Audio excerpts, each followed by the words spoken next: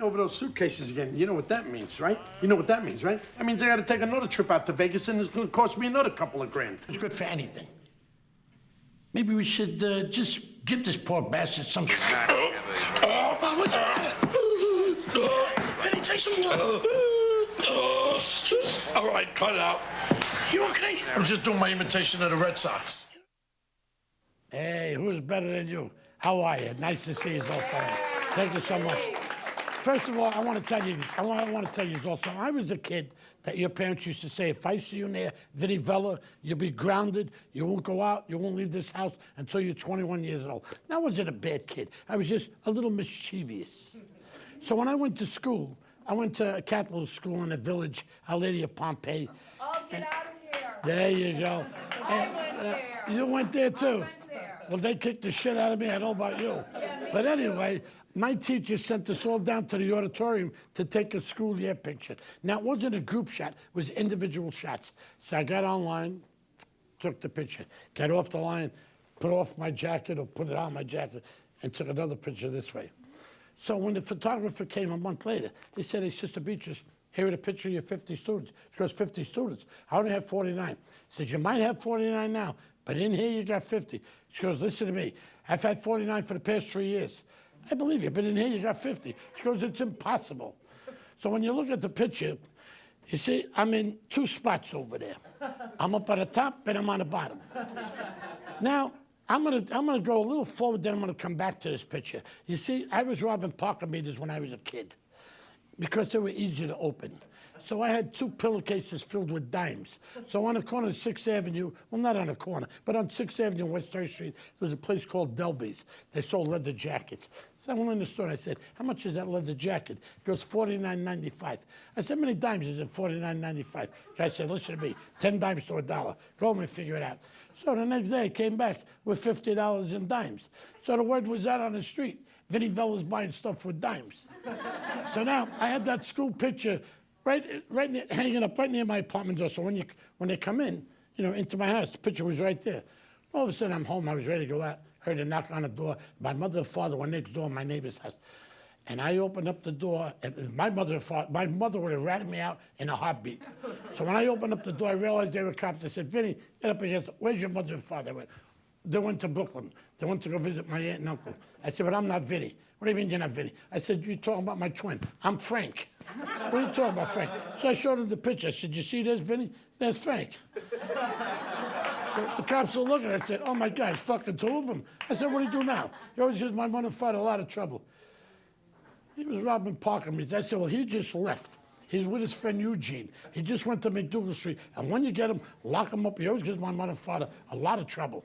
So about 4 hours later, they had me by the collar. I told the cops, I'm Frank. The cops said, shut the fuck, So they brought me home. They knocked on the door. They said, Mrs. Vella, who is he, Vinny or Frank? Vinny or Frank? He's a Vinny. Where's his twin? Twin? If I would have had a 2 of him, I would have killed the 2 of them. He showed us a picture. Don't mind him. He's a fuck up in the head. He'd make a trouble for everybody. So I got thrown out of school. Now, like I said, I wasn't a bad kid, but now I have a kid brother. I hate to talk about him this way, but this kid drove me up a fucking wall. This kid flipped out on drugs back in 1970. And he was, he would talk to himself on the street and flipped out on speed, whatever. And every time cops would pick him up 2, 3 o'clock in the morning, they'd bring him to Bellevue, and he would stay there for 3 or 4 days, whatever. They put him in a little medication, they'd let him back out. So after a few times in and out, my mother said to me one day, she goes, Vinny, please, you do me a bigger favor. I said, what is it, man? You got to go see Nikki. Please, I can't go. My legs are there hurting me. Poppy's got to work. I'm going against my principles because I know whenever she asks me to do something, I always know something's going to fuck up. I know it. So I said, okay. So this is God's honest truth. I went to go visit him, and I walked in. I went to his room. I was sitting down in his room. He was telling me all about his stay there. Took off my jacket. I had my pass or my identification in my jacket. And all of a sudden he says, come on, I'll show you around. So I went to go get my jacket. He said, no, don't worry, leave it here. Nobody's going to touch it. Nobody comes in here. I said, okay, fine. So we went to the day room, They were all sitting down, who's on a chair doing this, you know, and who's talking to themselves. And he says, I gotta go to the bathroom. So the bathroom was over there, and I'm watching him.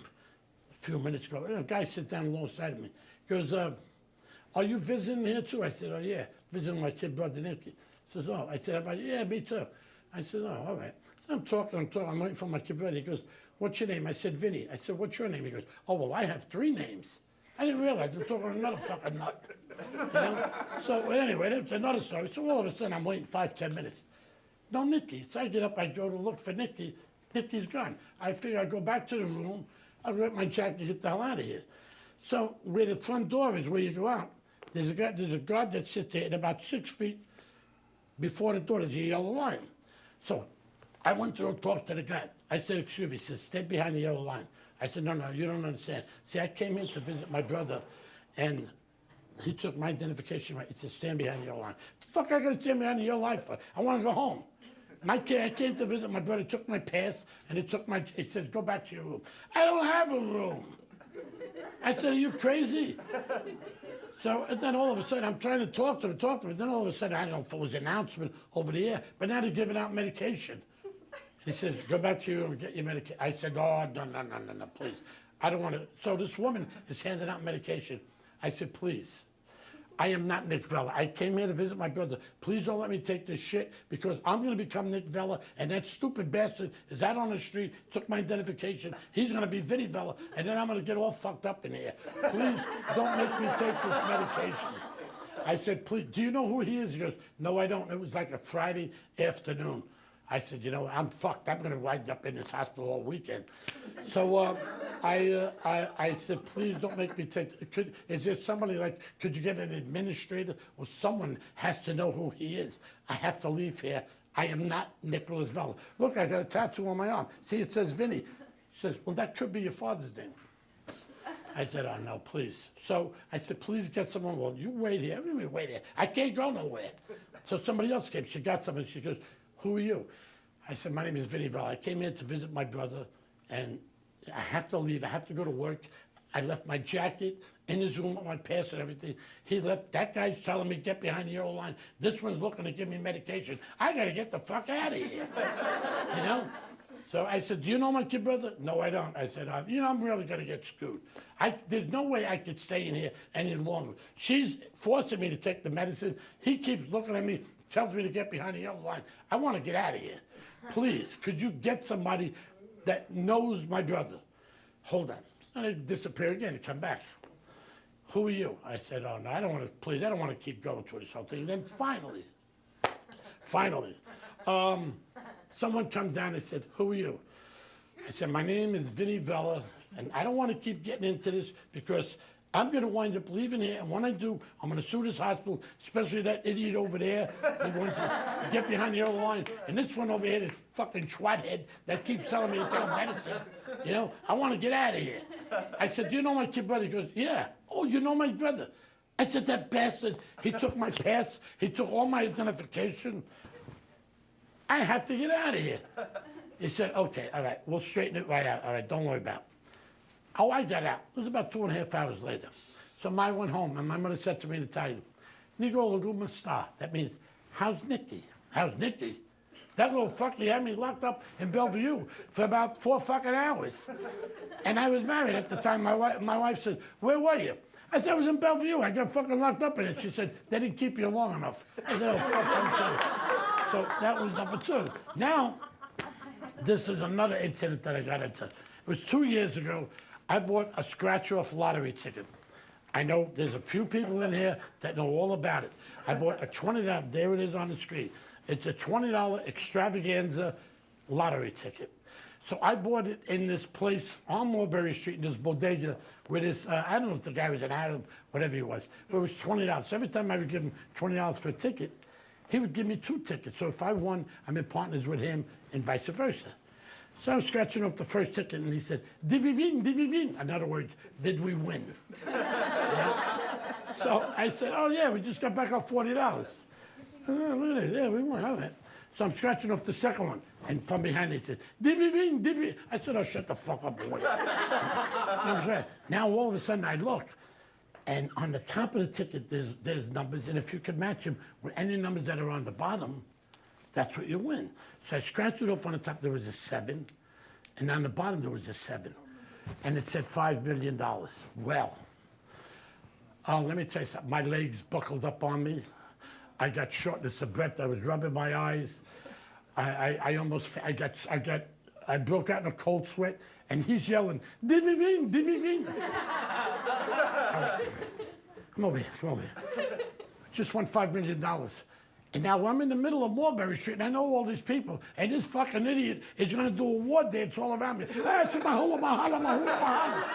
said, would you shut the fuck up with your hula shit? People know me around here. People walking out with loaves of bread, candy bars, soda. He didn't give a fuck. He figured, hey, he's rich. We won $5 million. We're going to split it. Fucking jerk. Well, the wind-up was, I wind up going to court. I wind up going to cash it in. And they told me, they also admitted in the newspaper that the people that printed up the tickets had a problem with the ink. I said, problem with the ink? Whoa, hold on a second. If it looks, walks, and quacks like a duck, it's a fucking duck. I want my fucking money. So I didn't get nothing. So now I had to fight it. So I went to court 4 different times. At 4 different times. And my first 3 lawyers, a Jew, and then a greaseball. He was worse than all of them. So you know what? I said, you know what? I'm going to represent myself. So I go there, and they told me, well, you need someone to represent you. Cannot talk for yourself. So they gave me the legal aid. I had to wait another 2 or 3 hours. Then this guy comes down, and all of a sudden, when he started to speak, I looked at him, and I started looking around. Am I on fucking candid camera over here? He looks at the judge, he goes, Your Honor. Fucking I was stuttering. And I'm looking around, and this is the guy's on the street. I said, would you fucking spit it out? I want to get the fuck out of here. I said, oh, shut the fuck up. I said, Your Honor, he goes, and he looks, he goes, let your attorney speak. The guy can't talk. He's stuttering. So all of a sudden, he looks at the whole thing, he goes, I grant you $20. Because that was the question. I said, $20. He says, you got a problem with them? I said, yeah. I said, you can stick that $20 up your wife's ass. So I got arrested. So now I'm going in the back. The cops are taking pictures of me with their cell phones. I walk past the store, about 20 guys there. Hey, man, they can't keep your ass in here. Man, you a star. What the fuck am I going to over here? So then the cop says to me, he says, hey, Vinny, you hungry? Yeah, what do you got? He says, all we have is bologna sandwich. Bologna sandwich? I never ate that shit when I was in school. And you want me, I don't want no bologna. Thank you anyway. So then all of a sudden he comes back to me about an hour and he says, listen, the judge is going to give you 10 days if you don't apologize to him. I said, tell the judge he could screw his wife or his boyfriend in Macy's window. I am not going to apologize and let him know.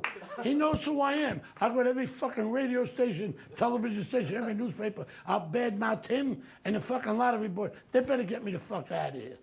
About an hour later, he comes back and he says, Vinny, they're going to let you out. But do me a favor, when you pass the judge, please don't look at him. I said, you rat. You.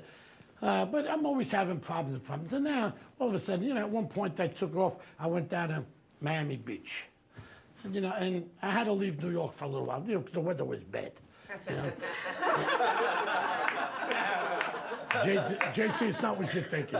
Anyway, so I had to go down and I had a little money in my pocket. And this guy comes over to me. He goes, hey, you're Italian. By Italian. What the fuck do I look like? A Hindu? So I said, yeah. He says, what are you doing down there? I said, I'm on vacation. He goes, what kind of work do you do? I said, right now, I'm out of work. He said, you're on a vacation from a vacation. I said, something like that. He goes, are they looking for you back there? I said, I don't know. I'm not sure. He says, you know what? Come in tonight. I'll get you a job in this place called Chili's. And it was a nightclub where Frank Sinatra used to hang out. And he gave me all the tips. He goes, when somebody comes in and they ask for a table, they say, hey, got a table for me? Did you make a reservation? No. But if a guy comes in, he goes, hey, Jack, you got a table? He puts his hand in his pocket. You know you're going to get a table. You're going to get some tip. The guy comes in one night, he goes, hey, I need a table.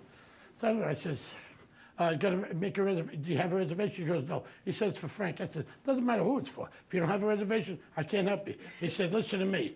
You want me to get you fired? No, you're gonna get me fired. You didn't make a reservation. I can't help you. He says, listen, it's for Frank Sinatra. I says, I'm so sorry, listen to me. You didn't say Frank Sinatra, you just said Frank. I got a table for you right now. I'll give you that table right in the front. He goes, I don't like that table. I want that table. I said, there's people sitting on it. He says, tell them you made a mistake and move them over. Oh, fuck. I said, I'm gonna wind up in a fucking jam, I just know it. So I went over there, I says, excuse me, whoever put you here made a mistake, gotta move you over. He goes, you put us there. I said, well, then I made a mistake. You know? So then all of a sudden he goes outside and they come in and they stop right in front of me. And Frank Sinatra wasn't a very tall guy, maybe about 5'7", something like that. With all these guys around him, they look like giants. And they stopped, and then he says, is this the guy? I said, that's it. He's gonna smack the shit out of me or something, you know? So he says, what's your name? I said, Vinny. He goes, here, thanks. And he gave me a $100 bill. Now, back in the early 60s, a $100 bill was a lot of money. So he went to his table, he sat down, I said, the least I could do is buy the table a drink. And they were drinking wine, but he was drinking Jack Daniels. That was his drink. So all of a sudden, a guy gets up, he comes over, he says, come on, join us for a drink. I said, I can't do it, I'm working. He says, join us for a drink. I said, I'll be right there, you know. So I sat down, and I said, you know, if Jilly comes in, I'm gonna get in trouble. You ain't gonna get in no trouble. And all of a sudden, Jilly comes in, I'm trying to get up, the guy pushes me back down. So Jilly said, don't worry, Benny, don't worry, just say, relax. So after, you know, the whole thing was over with, I bought them a drink. He said, you didn't have to do that. I said, that's all. But Jilly didn't charge me. He said, because they ain't paying anyway.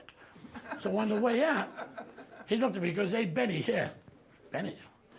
I didn't say anything, but he gave me another $100. I figured, I don't give a fuck. I'm here 2 hours. He gave me $200. He could call me Susan if he wants. I don't give a fuck. So now I go, I'm in New York. It was shortly after that.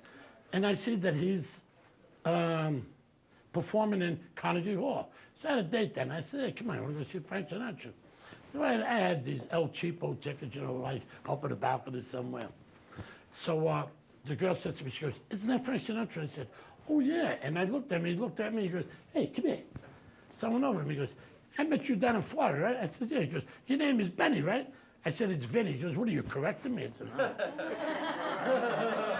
You call me anything you want, it doesn't matter, you know? She says, what are you doing here? I said, I'm here to come and see your show. She says, you got tickets? I said, yeah, and I showed him the tickets. And he took them and he ripped them up. Oh, fuck, man, I'm gonna be at now, what am I doing now? I don't know, I paid like $35 for these tickets or something, you know? And he says, when you go to the front door, you tell him I said to put you in the front. And they said, come on, we gotta go. And then he left. And who do I tell that Frank Sinatra told me to tell the guy to put me in the front row? So I go to the door.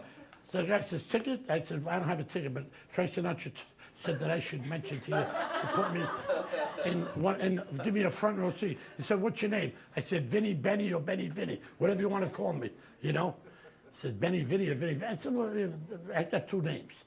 He knows me by both. So anyway, I went to go see him, and I was sitting right in the front, and he looked down at me, but he never he just acknowledged me with his eyes. That was it. And that was a big thing for me, you know. I was looking for another $100 or something. But anyway, that was, you know, and I mean, you know, Frank, as far as I'm concerned, he was a very generous guy. And from what I understand, he gave everybody $100 bills as tips. And like I said, he gave me, within about 2.5 hours, gave me like $200. And that was great, because back then I was only making like $125 a week. I made $200 just giving them a table and telling the people up there, somebody made a mistake, they said it was you. I said, well, then I made a mistake. What can I tell you? Anyway, thank you so much.